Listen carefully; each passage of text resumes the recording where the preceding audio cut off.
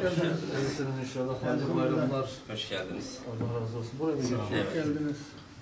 Hoş geldiniz. Hoş geldiniz. Hoş geldiniz. Selam, hoş geldiniz. Hoş geldiniz. Ahlan, Hoş geldiniz. Hoş geldiniz. Allah olsun. Hoş geldiniz. Hoş geldiniz. Selamünaleyküm. Aleykümselam. Hoş geldiniz. Hoş geldiniz. Destek veriyoruz. Çizgilerimiz birçok noktada örtüşüyor. Orta noktada buluşuyoruz. Eksikler, hatalar bizde de vardır. Karşı tarafta da vardır. Ama önemli olan kardeşi, İslam'ı noktada, aynı noktada buluşabilmek.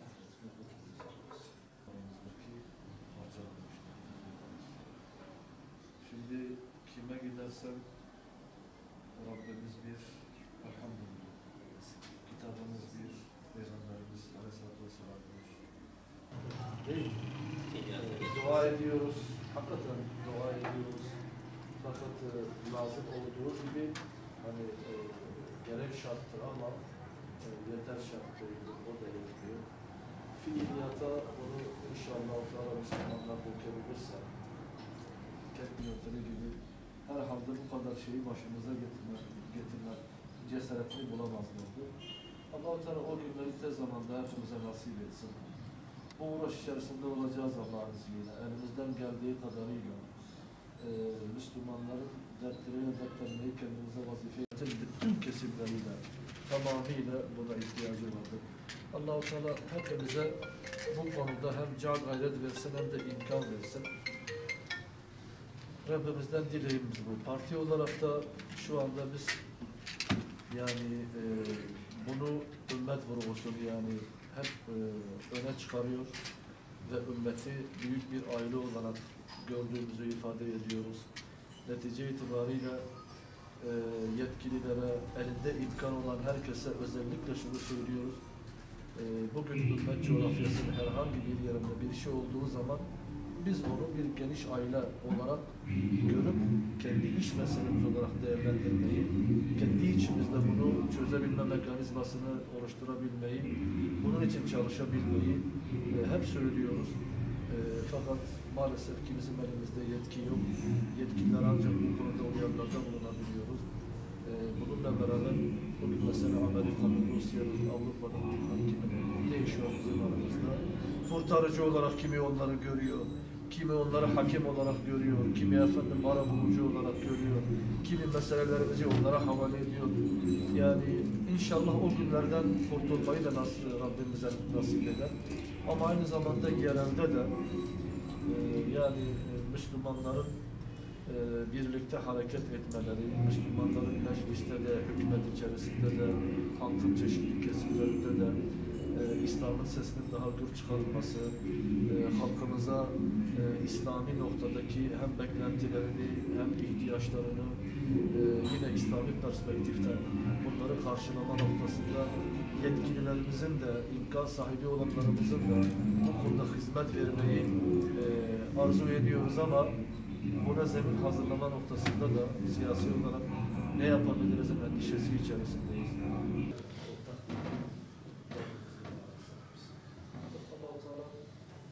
Hep dua ediyoruz. Bize yanlış yaptırmasın, söyletmesin. O yapmaz.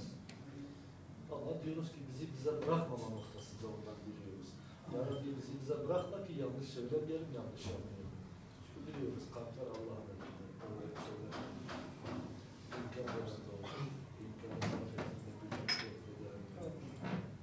Bize çok ihtiyacımız var, dua ihtiyacımız var. Allah razı olsun. İnşallah. Allah yardımcınız olsun. Amin. Başkanım. Allah yardımcınız olsun. Allah muhabbet. Hoş geldiniz. Başkanım hoş geldiniz. Hoş geldiniz.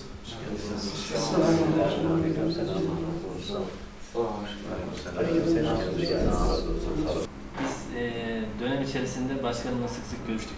Kudüs meselesi olunca ya bunun bir parçası kardeşlerimiz de bir parçası. Aynı hassasiyetler, aynı derecede aynı şeyde hassasiyetler var. Yani defalarca bir araya geldik Kudüs'le ilgili yapılacak herhangi bir programda. Allah hepsinden razı olsun. Biz şahsımız olarak da Hüdapar'ı bir dava partisi gibi görüyoruz. Müslümanlar maddi yönden kalkınırken manevi yönden de kalkınması gerekiyor. Böyle bir anlayışın siyaset bizim anlayışımızda Allah için yapılır. Dava için yapılır. Bu anlayışa sahibiz. Biz de Doğu'da, Güneydoğu'da ve bütün Anadolu'da o hassasiyeti olan kardeşlerimizin bir şekilde Hüdapar'da sesini duyabileceğine inanıyoruz. Olması gerektiğine inanıyoruz. Yani Hüdapar'ın da Türkiye siyasetinde olması gerektiğine inanıyoruz. Evet. Bazen 1000 beklersin, bakarsın 3000'e çıkar ya da bakarsın 300'e iner. Son 3 günde bunlar olacağı için.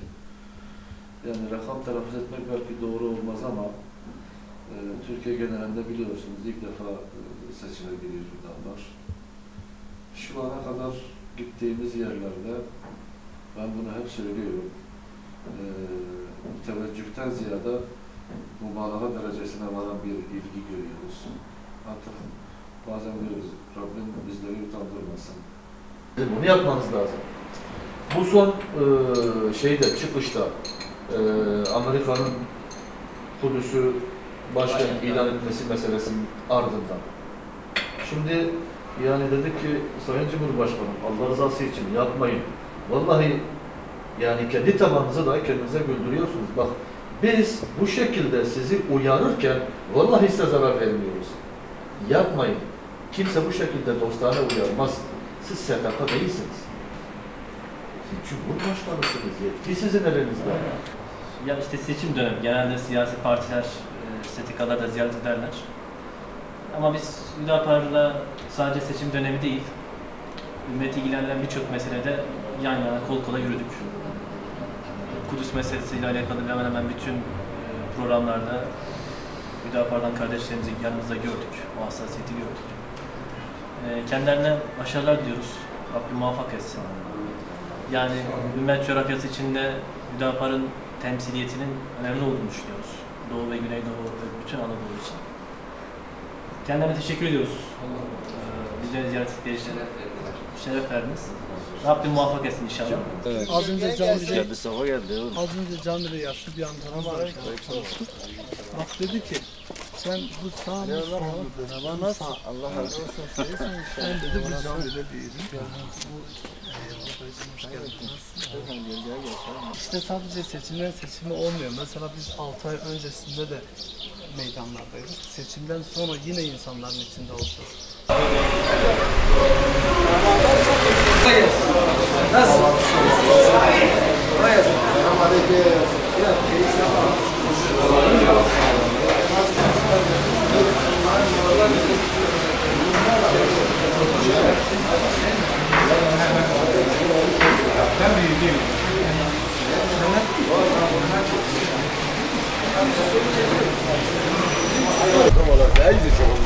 Böyle bir şey yaptın mı şu an? Genel müdür ya. Sen kabiremden koyamam işte bu hazır. Allah size kuvvet versin.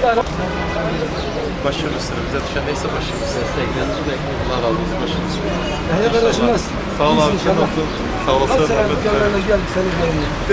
Selam aleyküm. İşiniz rast gelsin. Allah razı olsun. Selametle. Hayırlı günler diliyorum. Zaman arkadaşlar ve kaçma inşallah. Hatta keyif.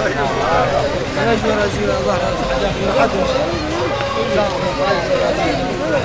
Güzel bir meşgul.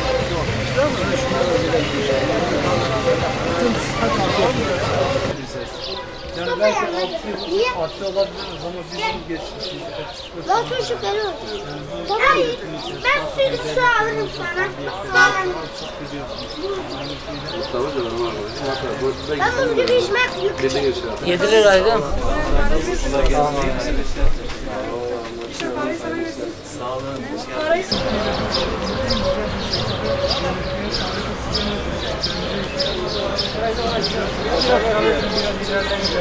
Şimdi destekleyeceksiniz. Biz de bileceğiz. Biz de göreceksiniz. Teşekkür ederim. Sen ne yapıyorsun? İyi misin? Ne var ne? Allah Allah şükür. Vallahi. Ne yapıyorsunuz öyle ya? Vallahi seçime gidiyoruz. Ben de adayım biliyorsun. Evet. Hüdapar'ın adayıyım. Evet. Uğraşacağız bakalım. İnşallah hayırlısı. 24 Haziran'da belli olacak. Ben olma bize İbrahim Aleyhisselam'dan bir mirası. Elhamdülillah. Bu hayatın bize kalması ne güzel. Görün mü? Bir çay bir şey değil ama onu verebilmek güreç. Elhamdülillah biz o yürek var. Allah razı olsun. Allah senin evini şerefsin. Cami muhalefet görevini yerine getirme aday yapacağız. Sizler bize oy verirseniz, sizler bizi desteklerseniz, biz de Allah'ın izniyle sizin emanetlerinizi oy olarak verdiğiniz emanetlerinizi siyaset sahnesinde en güzel şekilde temsil etmeye çalışacağız. Aynen. Şu an bizim üzerimizde ciddi manada bir boykot var, ciddi manada bir anlayış. Sanki bir kirli el bizimle ilgili medyada haber yapmamalar için medyacılar uyarmış. Selamünaleyküm. Yanlış gidişatlar en azından bir kısmını değiştirir. Yani. Bu noktada üstlerinden desteğini bekliyoruz. Kolay gelsin. Teşekkür ederim. Kolay gelsin. Hayırlı işler olsun. Kolay gelsin. Nasılsınız? İyisiniz inşallah. Allah iyilik versin. Allah razı olsun. Sağ olasın. Teşekkür ederim. Nasıl işlerin? Memnunsun inşallah. Allah'a şükür. Allah iyilik versin. Şimdi bundan bir 6 ay kadar önce geldi. O zaman şeyinizi sorduk gittik. Allah hatırınızı sorduk gittik. Bugün ise artık o genel manada, sadece senin değil de genel manada esnafımızın söylediği sorunları topladık. Artık bugün için sizlerden vekalet istiyoruz. Bize vekaletinizi vereceksiniz. Biz de gidip Ankara'da bu sorunları halletmeye çalışacağız. İnşallah. Bugün artık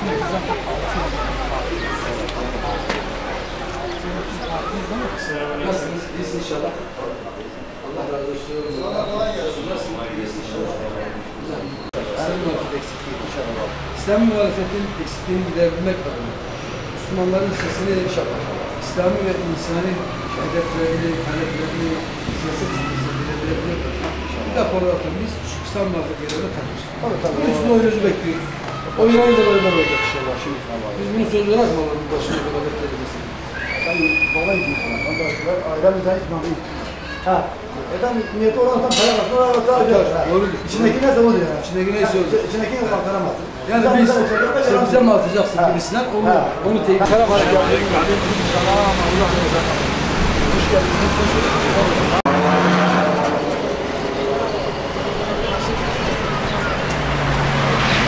Bismillahirrahmanirrahim. Biz bu seçim sürecinde çeşitli kesimleri dolaştık. Esnafları, tüccarları, STK'lardan, basın organlarından, medya organlarından birçok kesime gittik. Kendimizi ifade ettik. Onlarla görüş alışverişinde bulunduk. Onların görüşlerini aldık. Bu teveccühü biraz da haklı buluyoruz. Çünkü bizim sahip olduğumuz anlayış ile bizim kullandığımız uslup, ortaya koyduğumuz tavır ile şu ana kadar görülenler arasında hakikaten çok fark var. Hatta bazıları bize şunu söylüyor. Yani katılmamak, bunu tasdik etmemek, hatta desteklememek mümkün değil. Yani buna muhalefet etmek artık akıl kârı değil. Fakat acaba böyle bir anlayış bu memlekette oturabilir mi diye bu şekilde dertlenenler dahi oluyor. Biz de diyoruz ki inşallah yani siyasi partilerin kendi aralarındaki münasebetleri, siyasi anlayışın, siyasi yaklaşımın hatta siyasi zeminin menfaat ve çıkar üzerine kurulmaması gerektiği, doğruların hepimizin malı olduğu, bu doğrularda siyasi partiler başta olmak üzere hepimizin mutlaka birleşmesi, hatta birbirimize yardım ve destekte bulunmamız gerektiğini, yanlışların ise hepimizin zararına olduğunu, yanlışlar konusunda da hikmeti elden bırakmadan, kavgaya, gürültüye başvurmadan, şiddete başvurmadan, yani birbirimizi aşağılama yoluna gitmeden mutlaka uyarmamız gerektiğini söylüyoruz. Ve böyle bir anlayışın mutlaka hakim olması gerektiği, hakim olduğu zaman da hepimize mutlaka olumlu birçok şey kazandıracağını ifade ediyoruz. Bu anlamda tabii bizi dinleyenler, bizi yeni tanıyanlar oluyor. Bizi tanıdıktan sonra, bunları dinledikten sonra bakıyoruz ki hakikaten çok müthiş bir destek, müthiş bir yani teveccüh var. Bütün bunları görüyoruz ve dolayısıyla şunu fark ediyoruz. Bu parti tanındıkça kesinlikle daha çok kabul görecektir. Şimdi tanınmamış mı? Birçok kesim tarafından evet duyulmuş ama belki duyulduğu oranda tanınmamış. tanındıkça inşallah çok daha fazla destek de görecek, çok daha fazla taraftar da bulacak. Öyle zannediyorum ki insanlarımız kendi partileri olan bu Hüdapar'a sahip çıkacaktır.